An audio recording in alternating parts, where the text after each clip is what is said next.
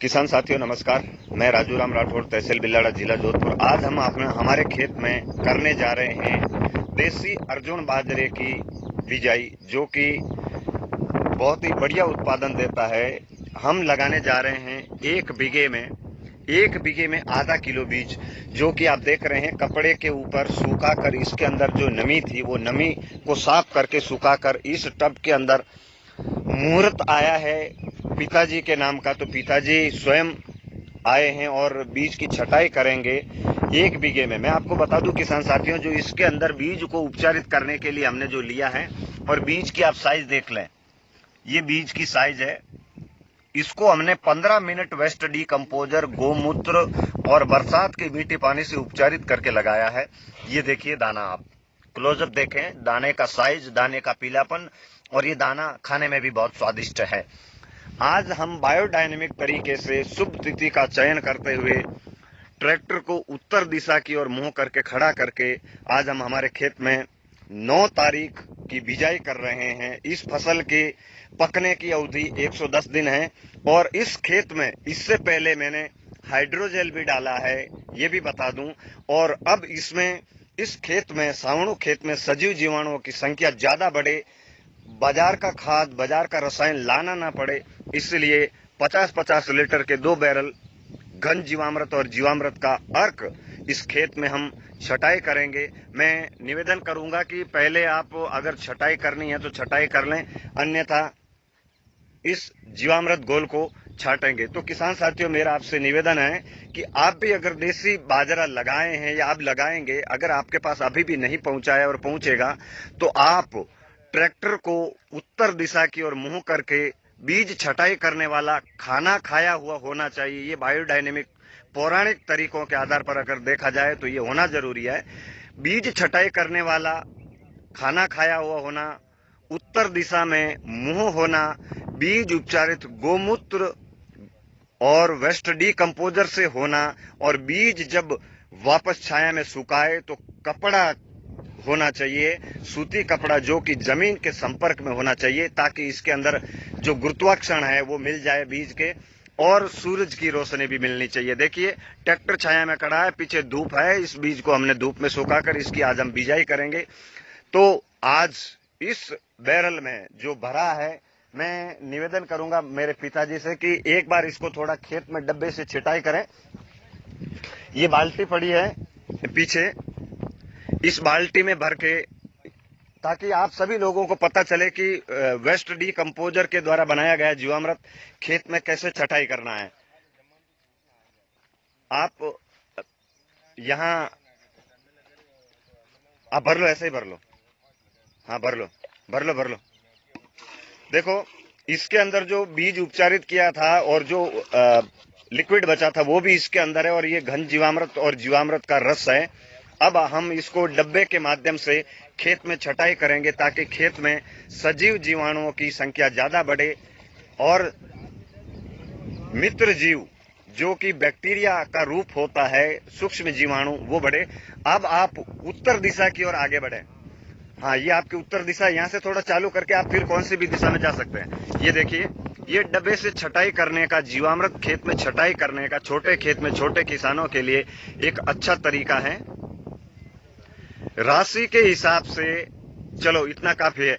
अब इसकी छटाई मैं स्वयं करूंगा, और इसके साथ साथियों मैं आपको बता दूं कि अग्निहोत्र मैं करने जा रहा हूं। ये देसी गाय के कंडे हैं, इसमें जला के मैंने रखे हैं। अब इसके अंदर मैं गाय का घी लगाऊंगा। ये गाय का घी है इस डब्बे के अंदर, और इसमें केवल मुझे ऑक्सीजन देना है, खेत को ऑक्सीजन देना है। ये देखिए, ये अब खेत को ऑक्सीजन मिलना चालू हो गया है। सूरज की रोशनी भी भरपूर है, विटामिन डी, और ये आप पात्र देख रहे हैं। अगर आपको किसी भी फसल में गंध रसायन का प्रयोग करना है, अगर आप लोहे के पात्र का उपयोग करते हैं तो हाथ जलने का डर रहता है। ऐसी लकड़ी लें और उसमें छोटी मिट्टी की कुल्हड़ी या छोटा पात्र इसमें फंसाकर तार बांध दें, ताकि आपको खेत में इसको घुमाने में आसानी रहे।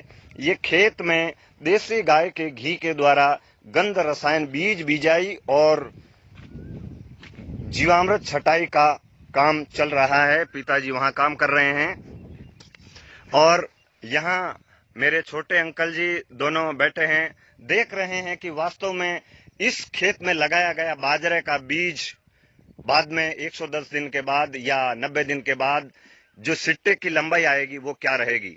जरूर आपको ये वीडियो देखना चाहिए और आपको इस तरह खेती में आगे बढ़ना चाहिए। मित्रों, खेत में घन जीवामृत डब्बे के द्वारा छटाई करने के बाद 1 बीघे में बाजरे का अर्जुन बाण, आधा किलो बीज गाय के गोमूत्र, वेस्ट डीकम्पोजर और बरसात के मीठे पानी से उपचारित करके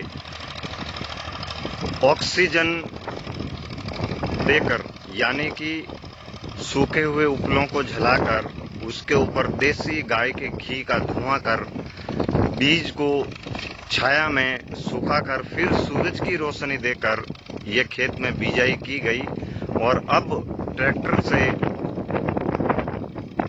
इसे बीज को पूरे खेत में सही तरीके से सपाट किया जा रहा है ताकि आगे की बरसात आने से पहले ये अंकुरण हो जाए और फसल रोड न हो। ऐसा अक्सर राजस्थान के सभी किसान भाई कहते हैं कि फसल रोड हो जाने पर उसकी ग्रोथ यानी कि पैदावार बराबर नहीं हो पाती है। हमने बायोडायनेमिक तरीके से तिथि, तारीख, समय को ध्यान में रखते हुए जो बायोडायनेमिक तरीकों का हमें पालन करना वो किए और इस खेत में 1 बीघे में आधा किलो बीज से छटाई की है।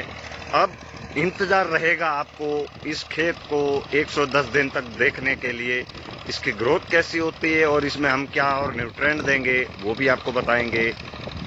ये है मेरा देसी अर्जुन बाण बाजरी, इसमें बिजाई हो गई है, ट्रैक्टर चल रहा है, अंकल जी ट्रैक्टर चला रहे हैं। मैं आपको और क्लोजअप लेता हूँ। ये खेजड़ी है, अक्सर लोग पेड़ों को काट देते हैं खेत से। मैं आपसे निवेदन करूंगा कि खेजड़ी के नीचे दलहनी फसल अच्छी होती है, तिलहनी फसल अच्छी होती है, यानी कि इस पेड़ के नीचे बुआई की जाने वाली हर एक फसल बहुत अच्छी पैदावार देती है क्योंकि इसके अंदर फास्फोरस होता है, नाइट्रोजन होता है, पोटास होता है और सबसे ज्यादा राइजोबियम जीवाणु इसकी पत्तियों के साथ जमीन में संपर्क में आके पौधे की ग्रोथ को बढ़ाने का काम करते हैं। खेत में ट्रैक्टर चल रहा है, अब बिजाई पूर्ण हो गई है। अब आपको लगे रहना है, हमारे साथ जुड़े रहना है और देखते रहना है कि इस खेत में बाजरे की पैदावार कैसी होगी। 1 बीघे में आधा किलो बीज से अर्जुन बाण देसी बाजरा जिस सिट्टे की लंबाई जा रही है 5 से 6 फीट। इस बार देखेंगे बायोडायनेमिक तरीका हमारे लिए कितना कारगर साबित होता है।